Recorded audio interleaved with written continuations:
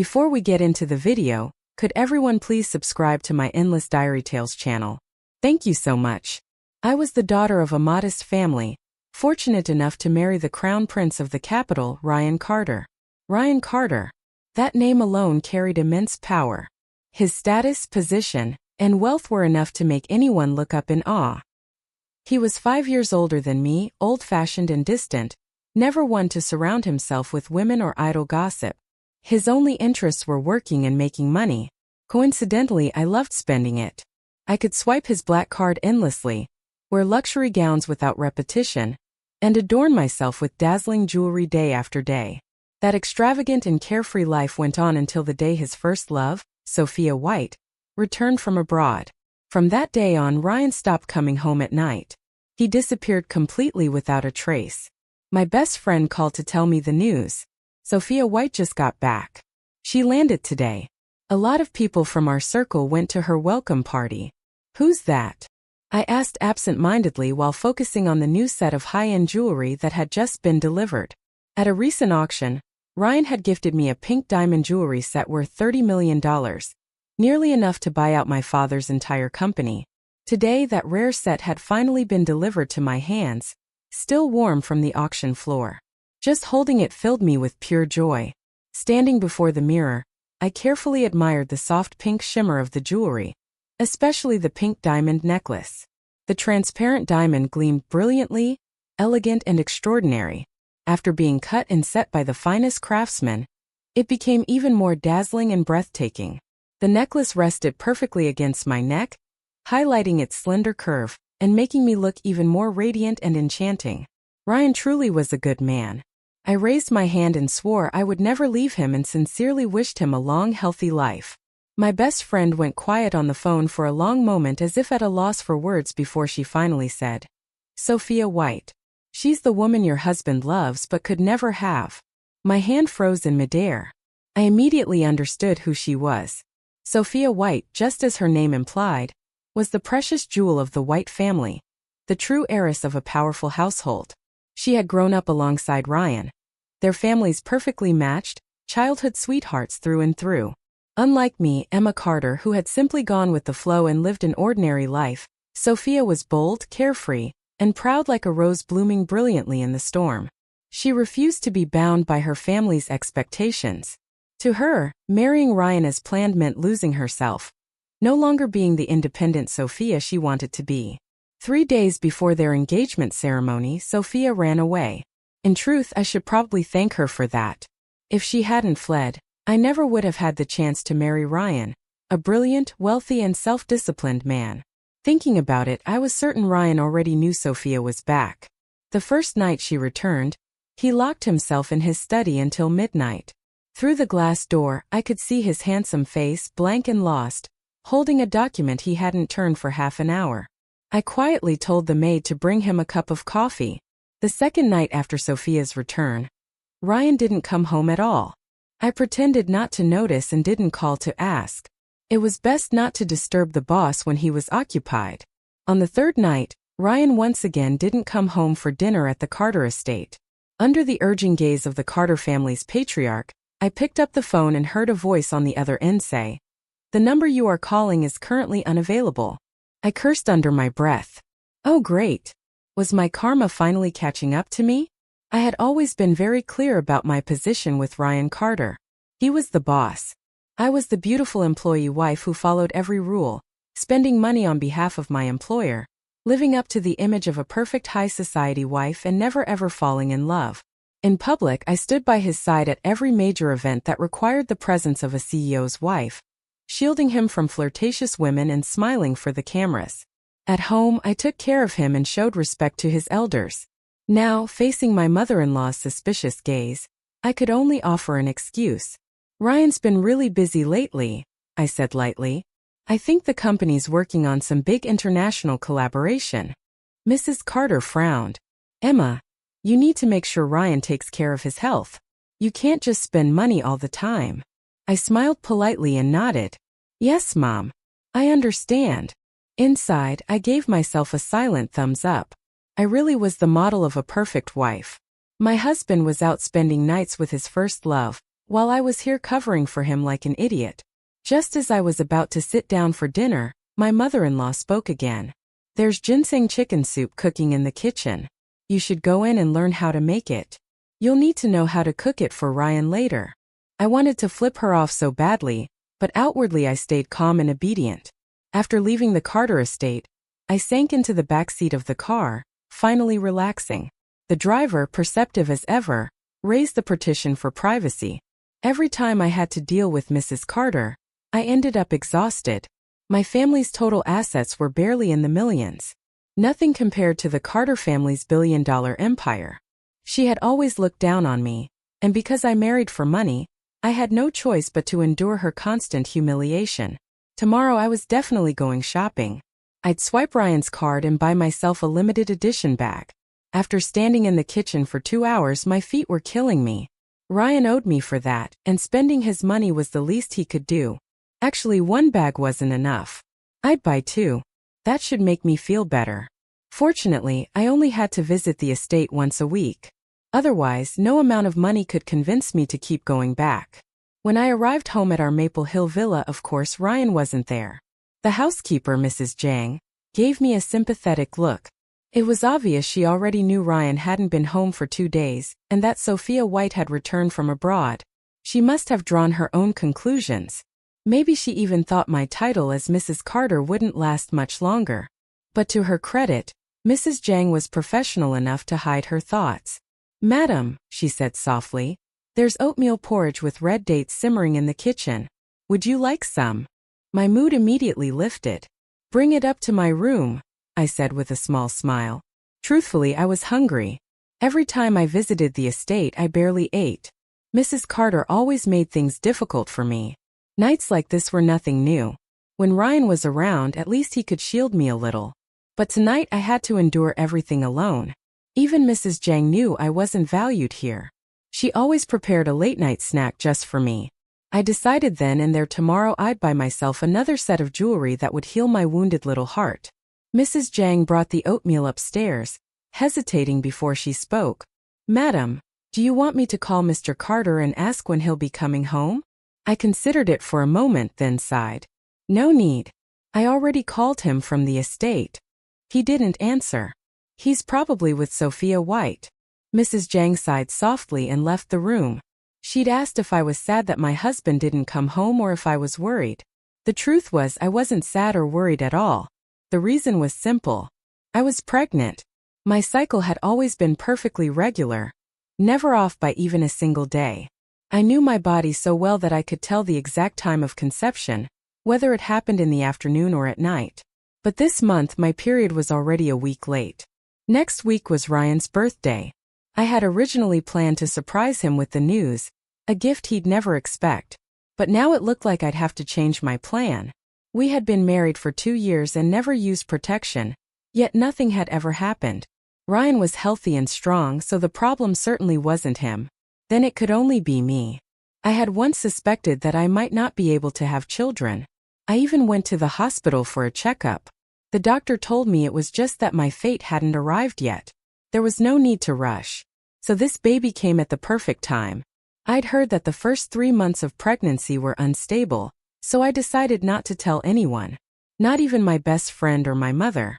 I planned to keep it a secret until I safely passed the first trimester. And only then would I share the good news. By that point, given how much the Carter family valued their reputation, there was no way they'd allow Ryan Carter to divorce his pregnant wife and marry his first love, Sophia White. That's right. I had absolutely no intention of getting divorced. I lived in luxury, ate the finest food, and had more money than I could spend. I'd have to be insane to want a divorce. I didn't want to go back to being an ordinary girl who had to check price tags before buying a purse. I couldn't imagine life without the private yacht, the jet, or all those glittering jewels. As long as I didn't file for divorce, it didn't matter if Ryan had an affair. Even if one day Sophia gave birth to his child, I could still show up to help take care of it. How touching would that look to others? And if not that, then I could always raise the child myself. After all, I was the legal wife. Just as I finished the second bowl of red date oatmeal, the door to my room swung open. I thought it was Mrs. Jang, so I quickly slipped into character. My shoulders drooping slightly, my voice tinged with a bit of sadness. "Mrs. I still couldn't reach him," I began. But a deep, calm and unmistakably masculine voice came from behind me. "Who couldn't you reach?" "Ryan, he was home." "What?" "No more late-night rides with his precious childhood sweetheart." I quickly adjusted my expression. There was no way I could let my husband, the CEO who had just come home from a long day, see me sulking. With a graceful smile, I stood up, slightly tilting my head so the light caught my best angle, and went to greet him. "Welcome home," I said warmly, reaching out to take his coat. Ryan didn't respond. His deep, unreadable gaze lingered on me, quiet but heavy. Oh no, that look always came before one of his moods. I hurried to explain. "Oh, I was just calling my best friend," but she didn't answer. "She's probably out with her boyfriend again. Last week, she was talking about going skiing in Switzerland, remember?" Ryan's brows furrowed slightly, as though he caught something in my words. "You want to travel abroad too?" he asked, his voice calm but edged. "Things are a little busy for me right now." I waved my hands quickly, shaking my head. "No, not at all. I don't want to go anywhere." Inside, I muttered silently, as if I'd ever complain about being lonely or compete with your precious Sophia for your attention. Ryan seemed to relax a little, which told me all I needed to know. He'd probably just come from a night with her. As he walked toward the bathroom, my eyes followed him involuntarily. Those long, steady legs, the broad shoulders, the narrow waist, the effortless power in every movement. God, I needed to stop staring before I got a nosebleed. Honestly, if I ever divorced Ryan Carter, I'd probably never experience that kind of perfection in bed again. I had married him right after college. Before that, I dated a few guys but never taken things all the way. Not because I was trying to stay pure, but because none of them ever felt man enough. It wasn't until I met Ryan that I realized what I truly liked: mature men. He was older, powerful, and carried an aura that drew me in. Even in bed, he was always the one in control, while I could only follow his lead and sink into the rhythm he set. Of course, part of it was also because I was too lazy to take initiative. That night, the two of us lay side by side in bed. To be honest, knowing he had just come from another woman's bed made me feel slightly disgusted. I was about to think of an excuse to turn him down, but before I could, he was already lying down, pajamas neatly buttoned, legs properly covered. It turned out he really just wanted to sleep in the most literal sense of the word. I smirked to myself. Of course, he only came home after getting his fill somewhere else. Otherwise, knowing Ryan Carter, he would have tortured me in bed for hours before stopping. It was ridiculous. He always looked so composed and cold, like a man untouched by desire. Yet, once he was in bed, his passion was beyond belief. Thinking back to those nights, I silently swore to myself I must never get divorced. A man like Ryan was one in a million. Even if there were others like him, I could never afford to have one. And besides, before our marriage, we had signed a prenuptial agreement. If I ever divorced him, I wouldn't get a cent. The next day, Ryan didn't come home again. Under Mrs. Zhang's worried gaze, I helped myself to a second bowl of rice. Her lips parted as if she wanted to say something. But in the end, she stayed quiet, wisely refraining from her usual line about my dresses not fitting if I kept eating so much. Honestly, who cared? I was eating for two now. I had read online that some pregnant women suffered from morning sickness and couldn't eat a thing. Thankfully, my baby seemed well behaved, not making things hard for me at all. A week later, a strange phone call shattered my brief peace. "This is Sophia White," a cold, confident female voice said on the other end. "Be at Crystal Cafe at 2 o'clock this afternoon." Before I could respond, she hung up, sharp, domineering, and exactly as the rumors described her. But I didn't panic. After all, I was the legal wife, the one with a marriage certificate. So I went to the cafe as requested.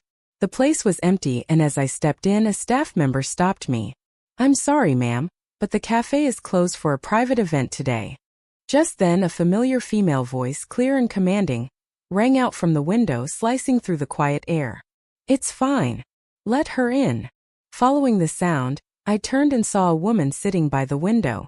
She wore a tight crimson dress that hugged every perfect curve, her wavy hair cascading over her shoulders, her red lips gleaming like wine.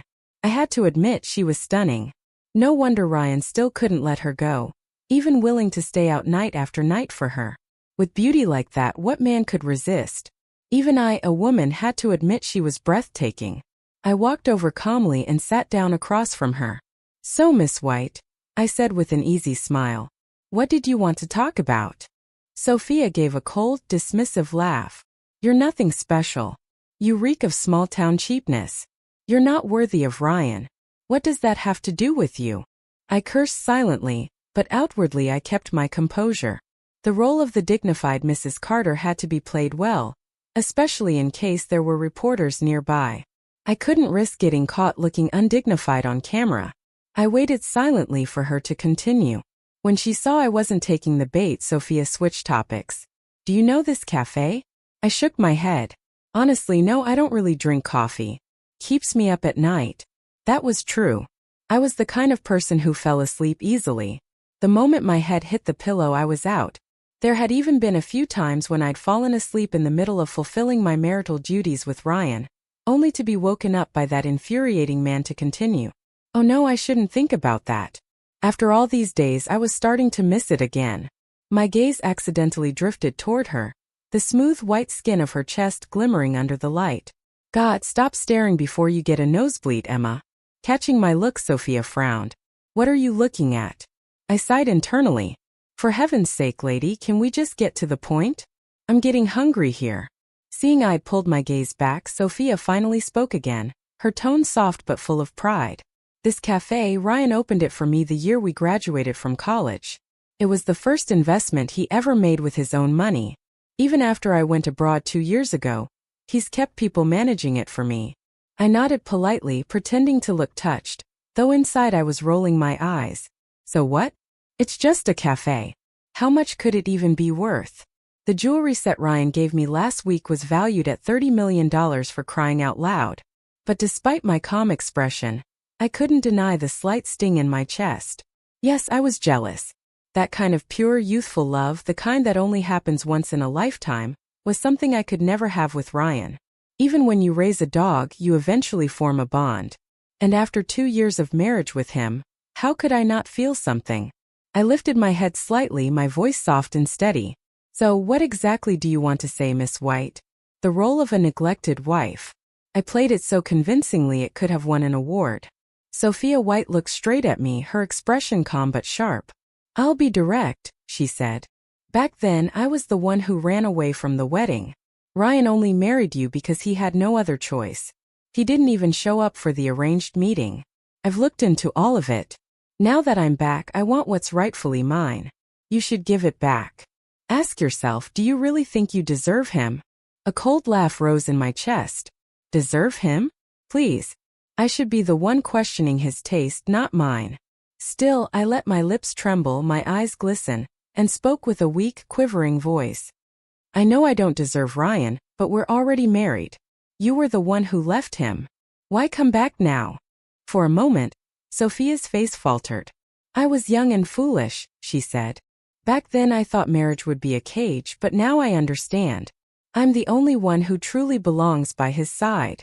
My anger flared instantly. "Do you really think Ryan would choose someone who abandoned him?" I snapped, but then Sophia dropped a bombshell that made my entire body freeze. "I'm pregnant. 3 months. I stared at her in shock, for once not pretending. "What? She's pregnant? 3 months already? So much for my noble fantasy of being there to take care of her during her postpartum recovery. She'd be giving birth around the same time I would be heavily pregnant myself. How was I supposed to take care of anyone like that? But she wasn't finished. Remember 3 months ago when Ryan said he was going on a business trip to the US? Of course I remembered. I had even helped him pack his luggage myself."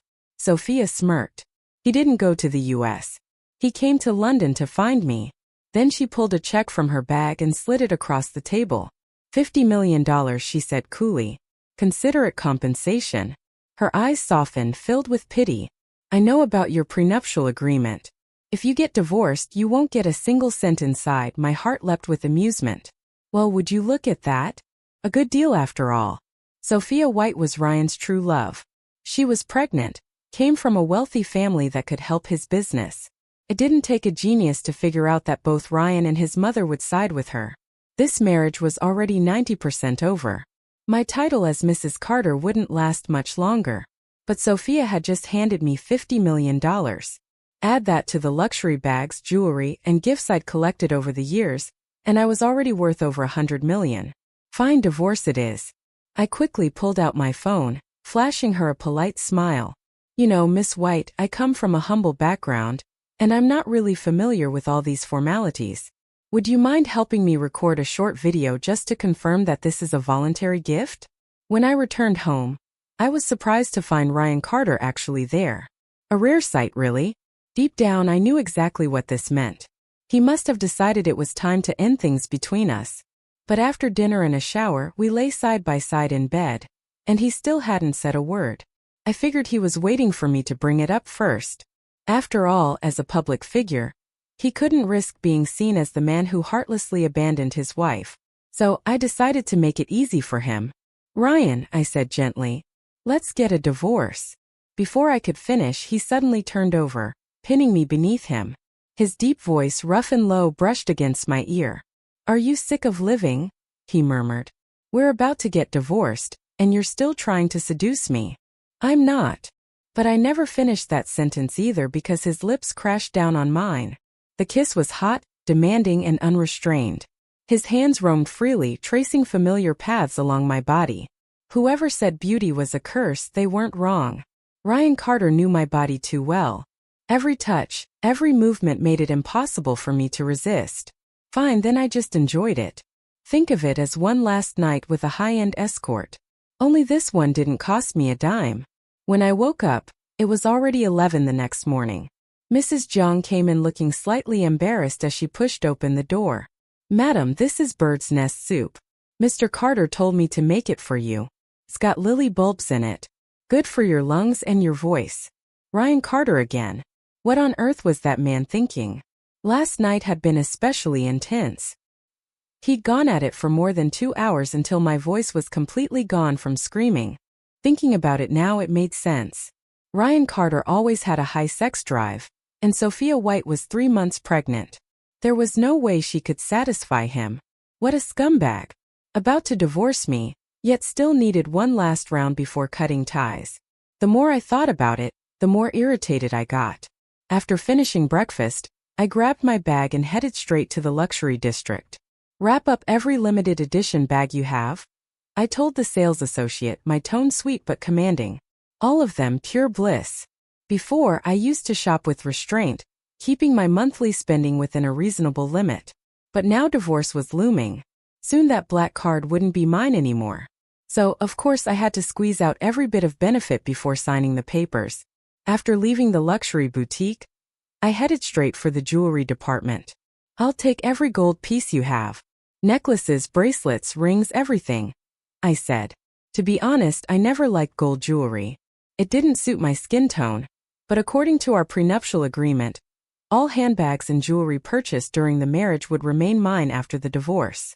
I had once vowed to be Mrs. Carter for life, but life rarely goes according to plan. Reality was what it was, and the reality was that before I signed those papers, I needed to buy as much as possible. My post-divorce value depended on it. Ma'am, would you like me to wrap up this gold phoenix crown too?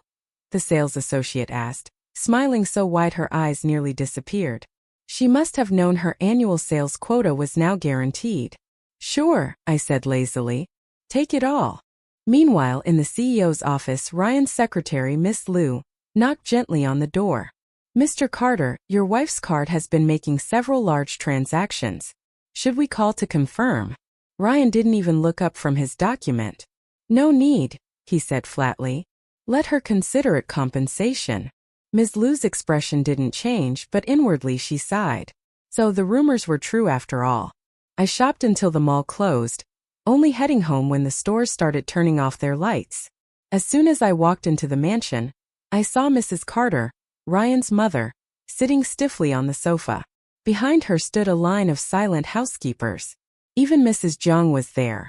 Emma, my mother-in-law said, her tone icy as she struggled to contain her anger. Look at the time. You just decided to show up now. I quickly bowed my head in apology. I'm sorry, Mom. It won't happen again. Of course it would. It's not like there'd be many against left after the divorce anyway. But Mrs. Carter wasn't planning to let me off so easily.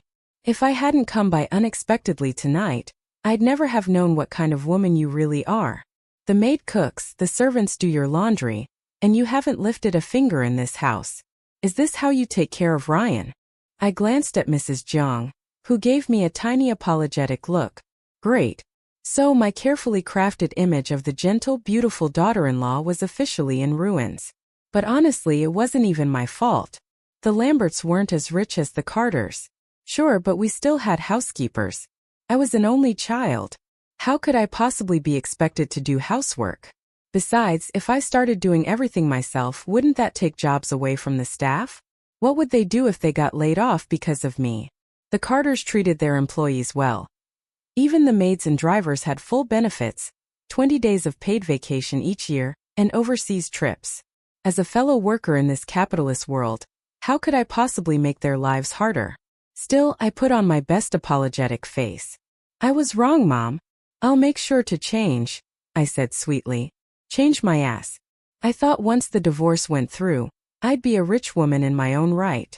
No more pretending. No more walking on eggshells. But fine, I could endure a few more days for the sake of that black card.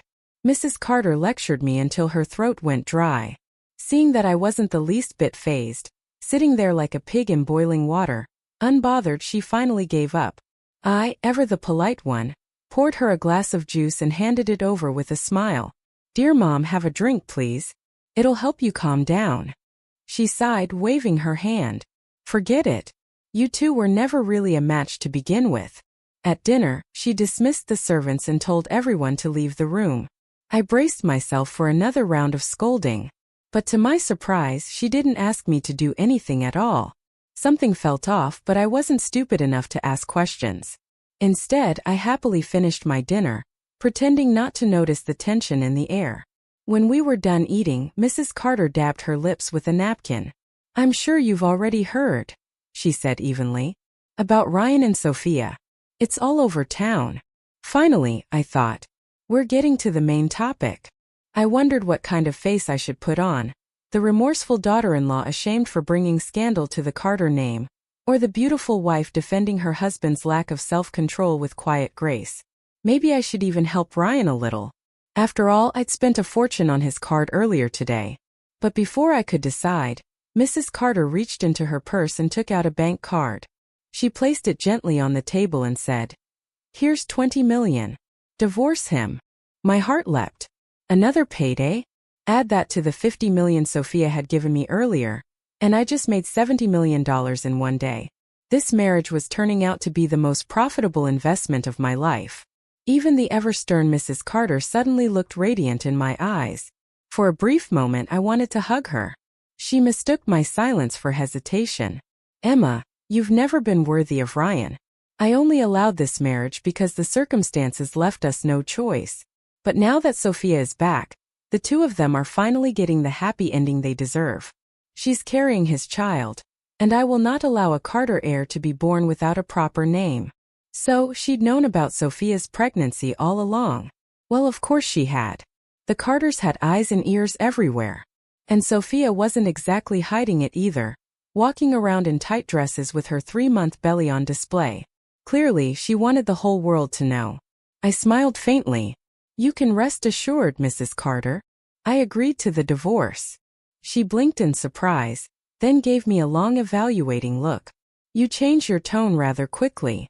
I quickly lowered my eyes, pretending to look heartbroken. My voice trembled just the right amount. I know I don't deserve Ryan. It's better to let him go. Better that he hates me for stepping aside than for holding him back. Mrs. Carter reached out, patting my hand softly. You're a good girl, Emma. I know this must be hard. Hard. If only she knew how thrilled I was. There wasn't a trace of sadness in me, not even a little. Just then, Mrs. Fong came in holding a bowl of black herbal tonic. This is the supplement Mrs. Carter had sent over last time, she said. It's a family recipe that's supposed to help with fertility. I'd always found the smell revolting and had never touched the stuff. But Mrs. Jiang must have worried about offending my mother-in-law, so she made it again tonight to please her. Too bad I wouldn't be needing it anymore. Before I could stop her, Mrs. Fong lifted the lid, and the pungent scent hit me straight in the nose. My stomach churned violently and I gagged, retching dryly. Mrs. Carter's eyes widened. "Emma, are you pregnant too?" At that exact moment, the front door opened and Ryan Carter strode into the dining room. His tall frame filled the space with that familiar, commanding presence. "Emma," he said sharply, "you're pregnant." I waved my hands frantically. "No, absolutely not. That's impossible." His expression darkened immediately. I scrambled to explain. "I just went shopping all day, forgot to eat, and got a little nauseous. That's all. I swear I'm not pregnant." Inside I was screaming, "Please don't kill me. I wouldn't dare compete with your precious Sophia. I swear." Whatever I said, it clearly didn't help. Mrs. Carter's face turned even darker while Ryan's cold gaze shifted to the bowl of black liquid on the table. "Take this away," he ordered curtly. Then he turned to Mrs. Fong. "From now on, don't ever serve this to her again. She doesn't need it." Even though I'd already prepared myself mentally for divorce, hearing him say that still stung a little. Of course, his beloved Sophia was pregnant with his child. He was looking forward to becoming a father. Why would he ever want a woman like me to bear his child? Feeling awkward, I stood up quietly, unsure what to do next. "Excuse me, I'll take my leave first," I said softly, rising from the table. As I walked away, I could faintly hear Ryan Carter's low voice behind me. "Didn't I already tell you, Mom? Don't meet with her privately again." So that was it. He was disgusted with me. So much so that he couldn't even stand his mother talking to me alone. That night, Ryan didn't return to our bedroom. He stayed in his study the entire night. The next morning when I woke up, he was already gone. I didn't know if he had gone to the office or to keep his pregnant lover company. I changed into something comfortable and left the mansion. As soon as the car stopped outside the shopping center, I told the driver, "I'll be buying a lot of things today. Come back for me at 8 tonight." Once the car drove off, I immediately hailed a taxi straight to City C Women's Hospital in the next district. Yes, I was going to get an abortion. I didn't have the strength or desire to play the role of the pregnant wife anymore. The Carter and White families were both powerful, not just in this country but even abroad. If they found out I was pregnant, they'd assume I was trying to use the baby to cling to Ryan. And in that case, I wouldn't just be destroyed. My entire family would go down with me. I could already hear the headlines in my head. The Lamberts fall. Greedy daughter-in-law offends the Carters. In stories, anyone who dares to cross the prince or his beloved always ends up miserable. I wasn't going to be that fool. I chose City C because it was far enough that no one I knew would see me. I just wanted everything to end smoothly. Sign the divorce papers, take the money, and walk away quietly. If anyone recognized me here, just one leaked photo would be enough to make the front page. When the ultrasound screen lit up, I saw that tiny flickering life, my baby. A wave of guilt washed over me. So this was my child. But my dear baby, you came at the wrong time. If I secretly gave birth, the Carters and the Whites would find out. They'd make sure I disappeared quietly, and you'd be taken away, raised in that cold, cruel house. Sophia White and her child would hate you, maybe even take out their jealousy on you. And your father, Ryan, wouldn't love you. He'd hate you for ruining his perfect little fairy tale with his first love. You were never meant to be happy, never meant to have a good ending. So maybe it's better this way. Are you keeping the baby? The young doctor asked, sounding impatient behind her mask. I lifted my head. No, I'm not. She frowned. Are you sure? You should think carefully. Her eyes flickered with surprise. I could tell she saw the hesitation in mine, the tears dripping onto the edge of my test results. I've thought it through, I said quietly. I want the surgery now. The soonest we can do it is tomorrow, she replied, brow creasing. You'll need to fast before the procedure. I already haven't eaten since 9 last night, I answered calmly. No food, no water. That was enough for her to understand. This woman didn't want the baby. Not at all. Go pay the hospital fee, she said flatly. In the operating room, the anesthesiologist spoke gently near my ear. I'm going to inject the anesthesia now. Count to 10 and you'll fall asleep. Don't worry, it's perfectly safe. When you wake up, it'll all be over. Before I could even hear 3, I was already gone. Somewhere far away, I vaguely heard her panicked voice. Did I overdose her? Why did it work so fast? I wanted to tell her it wasn't her fault. I just fell asleep too easily. I could sleep anywhere, anytime. And I'd stayed up until midnight last night reading about abortion procedures. Too tired to keep my eyes open, but I couldn't speak anymore. When I opened my eyes again, I froze. Ryan Carter was standing right in front of me. What? How could he possibly be here? This had to be a nightmare. I quickly shut my eyes again, pretending to still be asleep. But then his cold, mocking laugh cut through the silence. If you're awake, stop pretending. I reluctantly opened my eyes. Ryan was standing beside my hospital bed, his face dark with anger, as if I owed him hundreds of millions. And yet, despite the fury in his expression, I felt a strange wave of relief wash over me. This wasn't the Carter mansion or their old estate either, so I hadn't been imprisoned. Ryan Carter's jaw was tight, a vein throbbing at his temple, but he forced himself to keep his composure. Emma, he said slowly, his voice low with restrained fury. Aren't you going to explain? I sat up in panic, raising both hands as if taking an oath. I already ended the pregnancy. I swear it won't affect our divorce. I'll never use the baby to cling to you, and I'll never use it to threaten Sophia White. With every word I spoke, Ryan's expression grew darker, the shadows on his face deepening. Fear gripped me so tightly I blurted out, "Please don't kill me and don't lock me up either." That made him let out a sharp, humorless laugh. What is wrong with you? This is a lawful country. I told you to stop reading so many melodramatic novels. He took a step toward me, slow, deliberate. I flinched, thinking he was about to strangle me, but instead he used one leg to pull me closer. Then suddenly lifted me up, both arms and legs carrying me out effortlessly. Outside, a Bentley waited. The driver and 2 bodyguards stood respectfully nearby. Out of the corner of my eye, I caught a glimpse of one of the guards and froze. He looked familiar. Wasn't that the man I'd paid $50,000 to pretend to be my relative and sign the surgical consent form? Ryan slid into the back seat with me in his arms, and the car pulled away from the hospital. I struggled, trying to push him off, but his arm clamped around my shoulders, firm and unyielding, as if afraid I might run. Did you have the abortion because of that ex-boyfriend of yours? He asked coldly, his voice sharp. What? I frowned in confusion. His grip tightened slightly, though carefully, avoiding my stomach. Forget him, he said. He already has a girlfriend. What the hell was he talking about? I twisted, furious. I didn't want to stay near this man for another second. The baby was gone, the money was mine, and the divorce was practically settled. I didn't need to act like the obedient wife anymore. If he wanted a body pillow, he could buy one. I wasn't going to be it. I would rather die. Ryan sighed and rested his chin on my shoulder, sounding exhausted. Stop moving. I've been awake for more than 24 hours because of this deal. Just let me rest for a bit. His weight pressed against me, his warmth enclosing me. I shifted uncomfortably, trying to move my legs. But the moment I did, he stirred awake again, his voice low and hoarse. Baby, where are you going? My whole body stiffened. Baby. He only called me that when we were in bed, when his voice was rough with desire.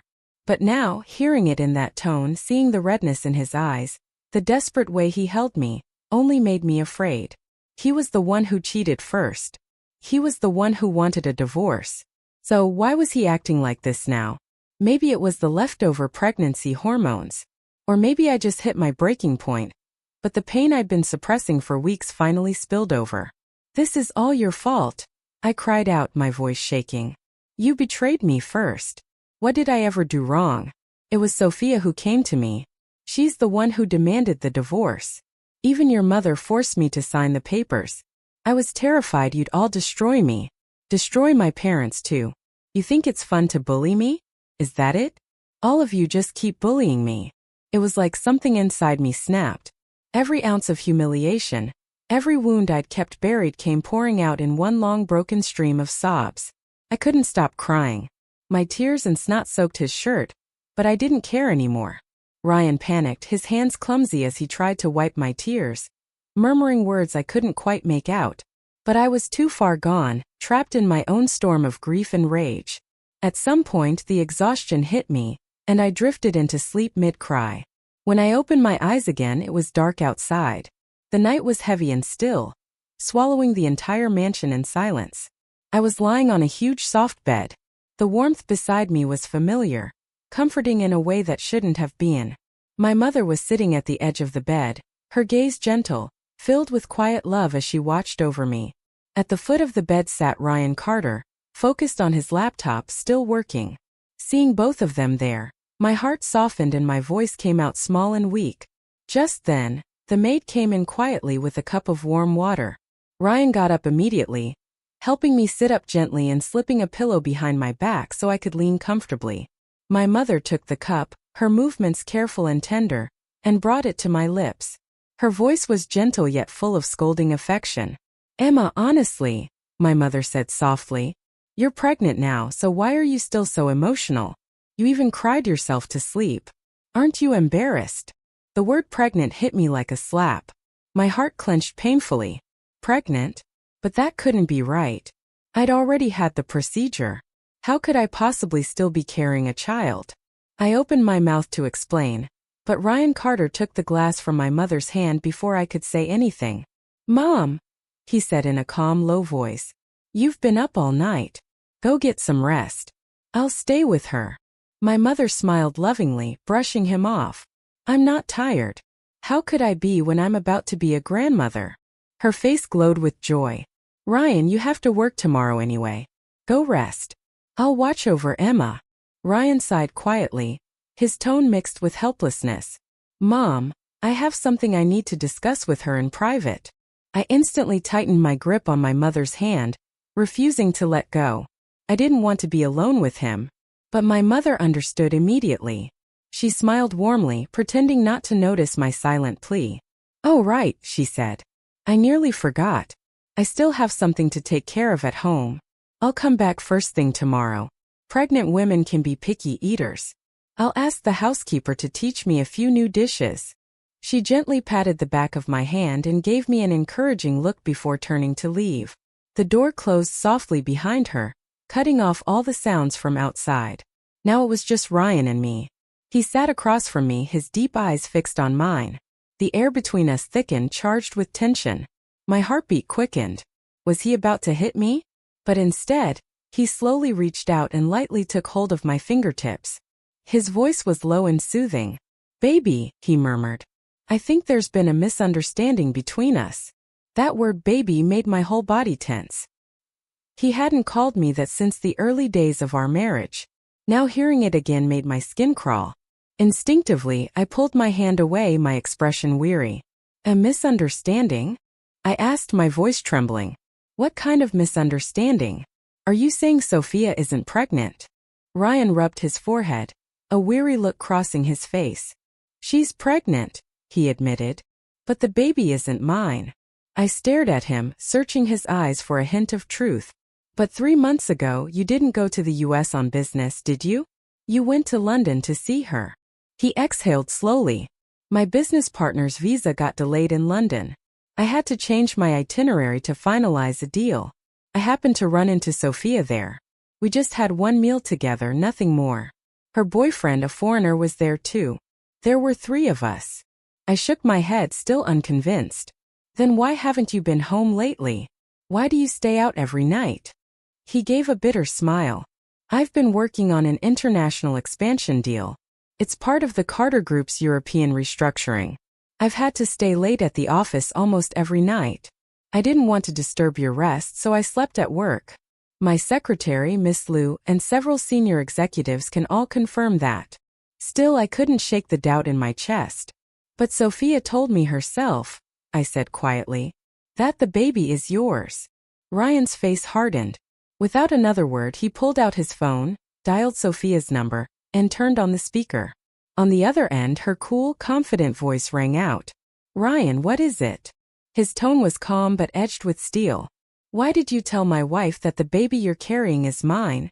Sophia let out a light, mocking laugh. "Oh, that. I just wanted to see what kind of woman you married. The one you defied everyone for." Ryan's eyes darkened. He took a slow breath, his voice chillingly controlled. "She's too naive, Sophia. She believes everything people say today. She even went to the hospital to end her pregnancy because of your lies. She was ready to divorce me. There was a long pause on the line followed by a startled shriek. What? Oh my God. I'm so sorry. I didn't mean for it to go that far. I was just joking. Is she okay? How's the baby? Ryan's voice dropped to a cold whisper. Don't ever joke like that again. Next time I won't be so forgiving. Ignoring Sophia's frantic apologies, he hung up decisively. Then he turned to me. His gaze softened just slightly, but his words were filled with quiet pain. So you'd rather believe a stranger, he said slowly, than your own husband? I refused to believe him. I couldn't. And that hurt him. I could see it in his eyes, but my heart wouldn't soften. Your mother said the baby was yours. I snapped, tears burning my eyes. She even offered me $20 million to leave you. I turned away, stubborn and trembling, but the tears fell anyway. And you? You told her not to be alone with me. Isn't that because you've already decided you want a divorce? Ryan's expression shifted instantly. He sighed, sat closer, and pulled me into his arms. His hand gently patted my back, his voice low and soothing, as if comforting a frightened child. Mom just wanted a grandchild so badly that she believed whatever gossip she heard. And as for asking her not to be alone with you, he paused, brushing my hair back. I did that because I know you don't like her. I didn't want to make you uncomfortable. I froze, staring up at him in disbelief. You knew I didn't like being around your mother? Ryan smiled softly, and for a moment my heart actually skipped a beat. Of course I knew. Every time you came back from the old house, you were upset and you'd go on a shopping spree. How could I not notice? His tone was gentle, almost teasing. I told you before, didn't I? If you don't like it there, you don't have to go.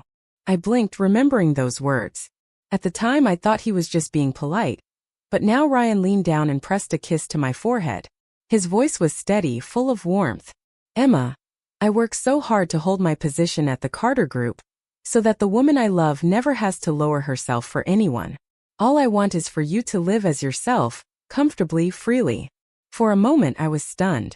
His words played over and over in my head, softening something deep inside me. When I thought about it, he was right. Other than his mother, no one had ever treated me poorly. Those high society women who used to intimidate me now greeted me respectfully, calling me Mrs. Carter with admiration. Maybe, all this time, Ryan had been quietly protecting me from behind the scenes. I sniffed, wiping at my face, but curiosity soon got the better of me. His mood was unusually good today. I had to take advantage of that. Then tell me something, I said cautiously. Yesterday your secretary called me and told me to go ahead and spend whatever I wanted. She said it was your way of making it up to me. Isn't that just her polite way of saying we're about to get divorced? Ryan's smile vanished, his jaw clenched, and he growled through his teeth. Tell Secretary Lou that her salary is being cut in half next month. If she can't even deliver a message clearly, she should learn to keep her mouth shut. Then, as if realizing how angry he sounded, he smirked and leaned in closer. The edge of his lips curved into that mischievous smile that always made my heart race. His fingers found my waist, pinching lightly. Baby, he whispered near my ear, his breath warm. The other night, I missed you so much I couldn't sleep. You even cried. Remember? I was going to make it up to you with that card. Doesn't shopping always cheer you up? I was speechless, my mouth hanging open. I had never seen Ryan act like this. Impeccably dressed, perfectly composed, yet somehow completely shameless. But as his words sank in, something inside me loosened. I didn't have to divorce him. I didn't have to give up this life of luxury, the jewelry, the black cards, the private jets, the calm privilege of being Mrs. Carter. The dark cloud in my chest finally began to lift. I nestled into his broad chest, feeling his warmth, his scent, his steady heartbeat. My eyelids grew heavy. Maybe I really am just a little fool, I thought as sleep tugged at me. A spoiled, stupid little pig who doesn't know when to stop. Somewhere, half lost in the haze between waking and sleep, I thought I heard Ryan sigh softly, a sigh mixed with tenderness and helplessness. Later I found out the truth. During that entire period, Ryan had truly been busy. He had no idea about the rumor that Sophia White was pregnant with his child and that secret women's hospital in City C. It turned out to be one of the Carter Group's subsidiaries.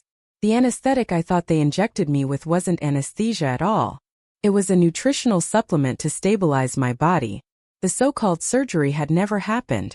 It was all just a terrified misunderstanding. Months later, I gave birth to a baby girl.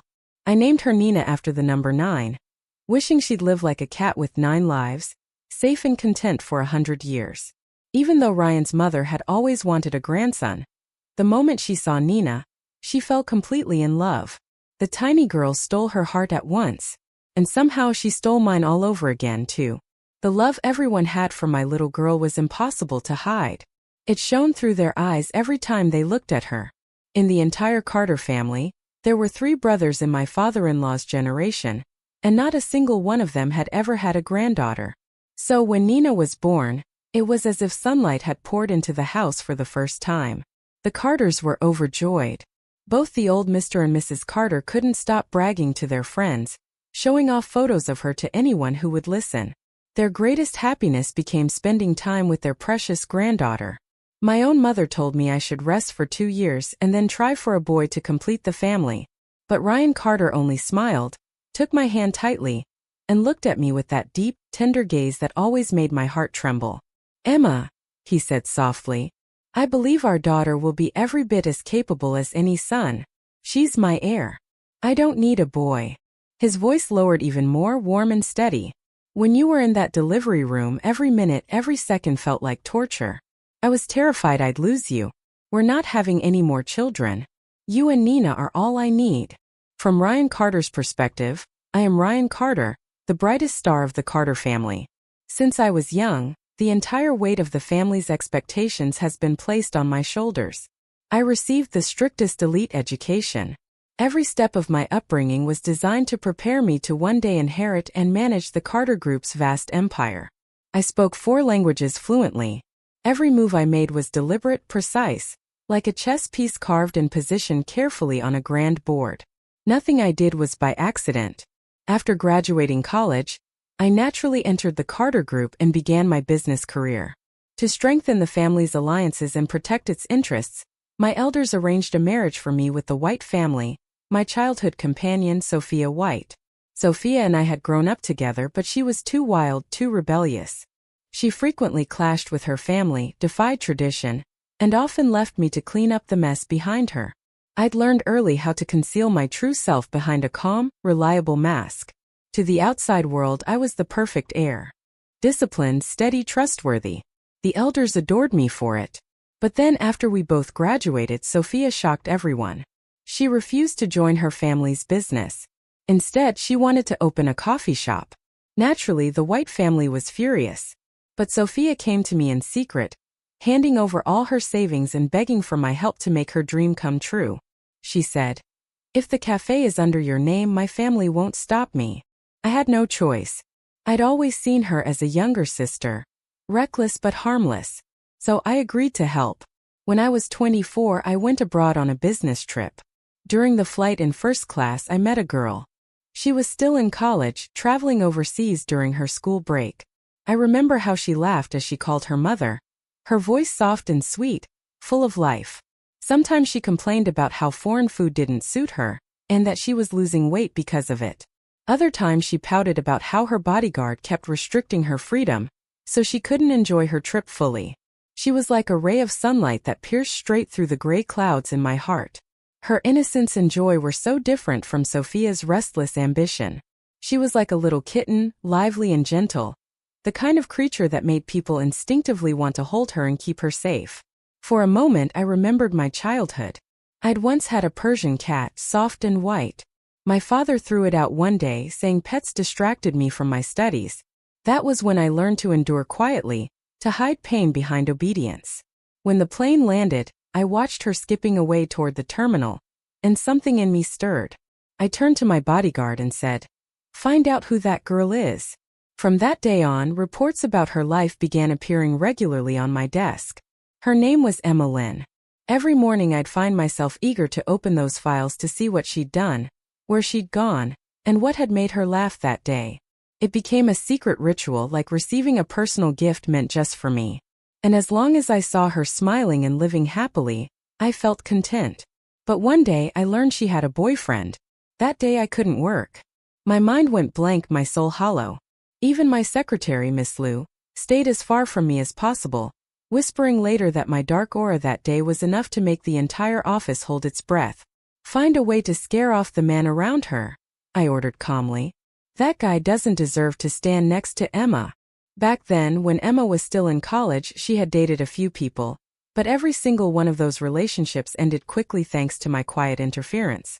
I never allowed any man to get too close to her. Meanwhile, under the pressure of my family, the Carter-White alliance was brought up again. They wanted me to marry Sophia White once more, tying our families together. At that time I was already desperate to find a way out. Fortunately, fate handed me one. Sophia had fallen head over heels for a foreign man. I seized the opportunity and subtly encouraged her to run away with him. Without my help arranging everything in secret, she could never have escaped the White family's control so easily. She would never have made it to that flight safely, never vanished so cleanly from the country. I'd handled every last detail from the shadows. The situation was urgent.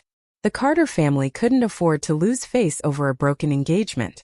So they decided to replace the bride. And in my heart I had already made my choice. I wanted Emma Lynn. I had wanted her for years. But because of the enormous difference between our families, the elders forced me to sign a prenuptial agreement before they would approve the marriage. I still remember the day she signed it. Innocent, trusting, completely unaware of what it meant. Watching her delicate hand write her name so seriously on that paper, I swore to myself that very moment that I would climb to the top. I'd become powerful enough that no one, not even the Carters, would ever dare to interfere in our life again. And after the wedding, I secretly replaced that agreement. I destroyed the original. How could I ever allow the woman I loved to live without protection? Just 1 month after our engagement, I couldn't wait any longer. I held the grandest wedding the family had ever seen. When I saw Emma walking down the aisle wrapped in her luxurious white gown, her every step filled with grace and light, I knew then I had won. I admit it. I used every method I could, some manipulative, some shameless. But to have her, I would bear every sin willingly. As long as Emma stayed by my side, happy and safe, I was ready to shoulder the entire world for her. Our married life was blissful, sweeter than I ever imagined. But there was one thing that tormented me deeply. Emma liked mature, composed men. So in front of her, I always had to maintain that cold, disciplined image, the model CEO, always calm, always in control. That restraint, it was torture. Every night when she drifted off to sleep beside me, my longing would surge like a storm. I'd pull her into my arms, hold her close, kiss her, claim her, silently promising that I would never, ever let her go. No matter how deeply I loved her, no amount of affection ever felt